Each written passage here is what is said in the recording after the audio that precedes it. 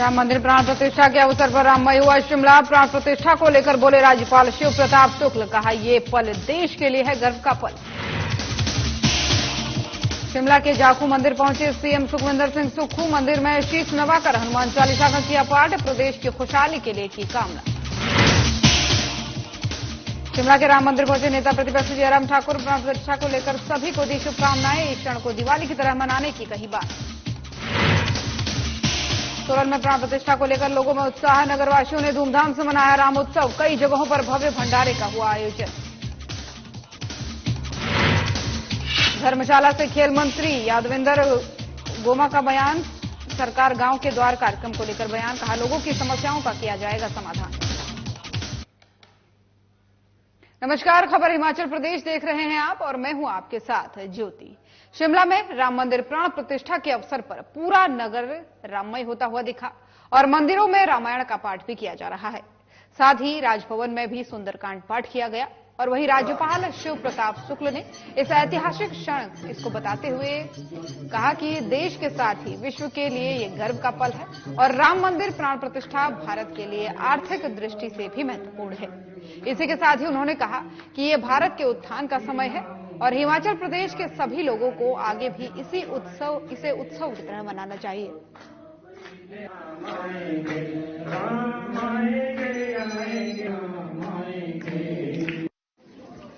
कि यह भारत के उत्थान का समय है और यह केवल मंदिर निर्माण का ही नहीं, बल्कि यह मान करके चलिए जिस प्रकार से विश्व के लोग आज इस मंदिर की तरफ आकर्षित हुए हैं, वो भारत के आर्थिक विकास का भी समय है कि पूरे विश्व की अर्थव्यवस्था को भारत अब संभालने का काम करेगा। और किसी की ज्योतिषी की वह बाणी शायद सत्य होने जा रही है कि कभी विश्व का नेतृत्व करने का काम भारत करेगा। आज वह दिन आ गया है। मैं समझ रहा हूं कि राम मंदिर में प्राण प्रतिष्ठा के बाद अब निरंतर भारत उन्नति की तरफ बढ़ेगा। और देवभूमि हिमाचल प्रदेश पूरी तरह से राम के रंग में रंग गया। सुबह से ही जगह जगह शोभा यात्राएं निकाली जा रही है। मंदिरों में भजन कीर्तन, अखंड पाठ, सुंदरकांड और भंडारे का आयोजन हो रहा है। वहीं अयोध्या में श्री राम के प्राण प्रतिष्ठा के मौके पर हिमाचल प्रदेश के सीएम सुखविंदर सिंह सुक्खू शिमला के प्रसिद्ध हनुमान मंदिर जाखू पहुंचे।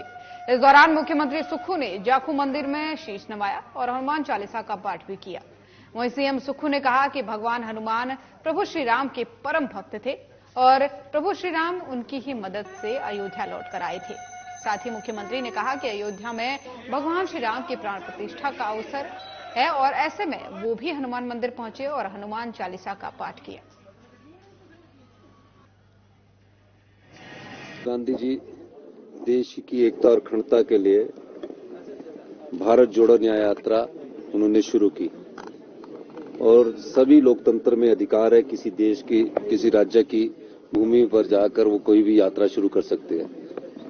उनको रोकने का कोई औचित्य नहीं बनता, पर जो भी सरकारें उनको रोकने का कोशिश कर रही है वो गलत है। और राहुल गांधी जी की न्याय यात्रा को रोकने का वैसे तो किसी में दम नहीं है, क्योंकि वो खुद इतने मजबूत व्यक्ति है कि वो इन चीजों से घबराने वाले नहीं है। अड़चने पैदा जो लोग करते हैं वो गलत मानसिकता का अपना परिचय दे रहे हैं। लोकतंत्र में सभी को अपनी बात रखने का अधिकार है, अपनी यात्रा शुरू करने का अधिकार है। बहुत बहुत विश्व शर्मा ने ये कहा है कि अभी तो वो कुछ नहीं करेंगे, चुनावों के बाद 2-3 महीने बाद गिरफ्तार करेंगे राहुल गांधी को। देखिए, राहुल गांधी जी ने कोई गलत काम किया जो गिरफ्तारी होगी? वो ठीक है कि ध्यान बांटने के लिए वो इस प्रकार की बयानबाजी असम के मुख्यमंत्री कर रहे हैं और यह अक्सर ध्यान बांटने की बात होती है और इस ध्यान बांटने की कोशिश रहती है कि जो राहुल गांधी जी की भारत जोड़ो न्याय यात्रा को जो अथाह समर्थन असम में मिल रहा है, उस बात से ध्यान बांटने के लिए कोशिश की जा रही है। हनुमान जी के कारण राम जी 14 वर्ष के वनवास के बाद अयोध्या लौटे हैं। हमने आज यहाँ हनुमान जी के मंदिर में पहुंचकर उनके हनुमान चालीसा का पाठ किया। जो भगवान राम की आज प्राण प्रतिष्ठा हो रही है, हनुमान जी के कारण ही बगैर रामायण अधूरी है। परम भगत थे, उनके चरणों को पर बैठकर जो दिशा उन्होंने तय किया, उस दिशा में हम आगे बढ़ने की कोशिश कर रहे हैं। और इस अवसर पर मैं सभी हिमाचल वासियों से ये अनुरोध करता हूं कि आज सब लोग अपने घरों में दिया जलाएं और भगवान मर्यादा पुरुषोत्तम राम के जो आदर्श है, जो रामचरितमानस हमें रास्ता दिखाता है, उस रास्ता को अपनाना चाहिए। और शिमला में नेता प्रतिपक्ष जयराम ठाकुर ने राम मंदिर पहुंचकर सभी देश और प्रदेशवासियों को शुभकामनाएं दी हैं। इस दौरान जयराम ठाकुर ने कहा है कि ये दिन दिवाली की तरह उत्सव मनाकर मनाया जाना चाहिए और साथ ही आज का दिन इसके लिए अपने जीवन का बलिदान देने वालों को याद करने का है।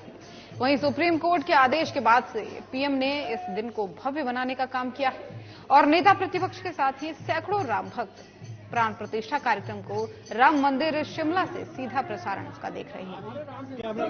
भाई जल्दी आ जाओ। सबके लिए सौभाग्य का अवसर है कि इस पल को अपने जीवन में हम साक्षी बनकर के देख रहे हैं और स्वाभाविक रूप से आज के इस अवसर को लंबे संघर्ष के बाद 500 वर्षों से लंबे समय का संघर्ष आज अपने लक्ष्य तक पहुंचा है।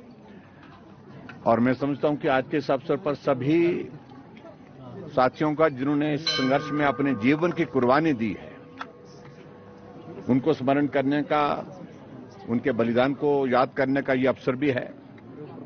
और दूसरी तरफ से जहां सुप्रीम कोर्ट ने एक आदेश के माध्यम से रास्ता आगे बनाया और हमारे देश के यशस्वी प्रधानमंत्री के नेतृत्व में इस कार्यक्रम को जिस प्रकार की भव्यता प्रदान की गई, सनातन का महत्व क्या है आज पूरा विश्व इसको जानने के लिए जो है वो रिसर्च कर रहा है। और अब खबर सोलन से है, जहां अयोध्या में हुई भगवान राम की प्राण प्रतिष्ठा को लेकर के माहौल पूरी तरह से भक्ति से सराबोर हुआ।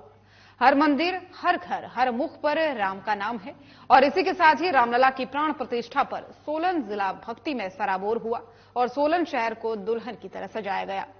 सुबह से ही मंदिरों में भगवान राम के आगमन पर बधाई गीत बजने लगे और भक्तों ने इस अवसर को बेहद ही भक्तिमय तरीके से मनाया। वहीं सोलन में भी पटाखे जलाकर इस दिन को मनाया गया और इस दौरान जगह जगह भव्य भंडारों का भी आयोजन किया गया। हमारे संवाददाता से बात करते हुए लोगों ने खुशी जाहिर करते हुए कहा कि ऐसा अवसर उनके जीवन में पहली बार आया है।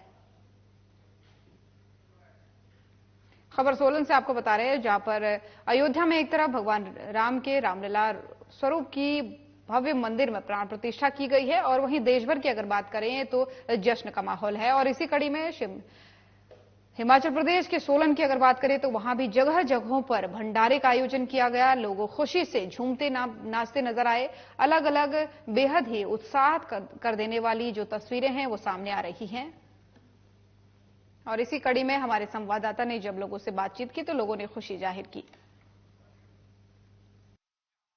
यह है कि हमारे जीवित होते हुए एक ऐसी प्राण प्रतिष्ठा की जा रही है राम मंदिर की, जिसके लिए हम बहुत गज खुश हैं और हम बहुत खुश हैं कि ये एक हमारी जीवन में ये प्रथा आई है। और हम कहते हैं सारे जय जय श्री राम बोलें, आपने दुखों का निवारण होगा।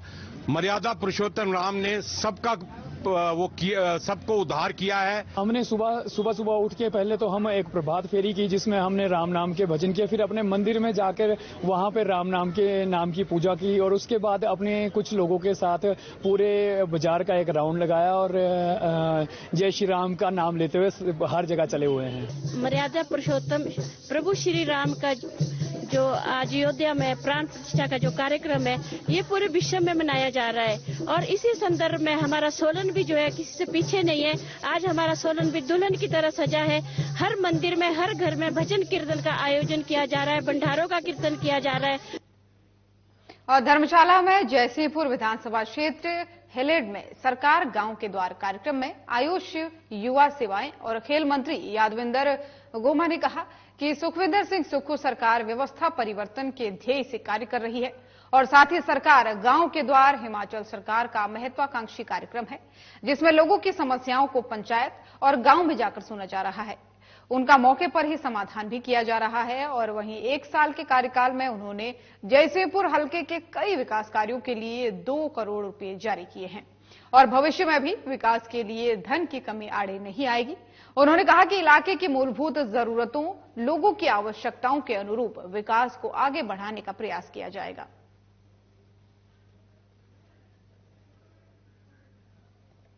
तो धर्मशाला से आपको खबर बता रहे हैं, जहां पर सरकार के 1 साल पूरा होने पर जो है खुशी का माहौल वहां पर देखा गया। मंत्रियों ने लोगों से वादे किए। जयसिंहपुर विधानसभा क्षेत्र के हेलेड में सरकार गांव के द्वार कार्यक्रम में आयुष और युवा सेवाएं और खेल मंत्री यादविंदर गोमा जी ने कहा कि सुखविंदर सिंह सुक्खू सरकार व्यवस्था परिवर्तन के ध्येय से कार्य कर रही है और साथ ही सरकार गांव के द्वार हिमाचल सरकार का एक महत्वाकांक्षी कार्यक्रम है, जिसमें लोगों की जो है समस्याओं को पंचायत और गांव में जाकर खुद सरकार के जो जनप्रतिनिधि हैं वो सुनते हैं और उनका मौके पर ही समाधान भी निकालते हैं।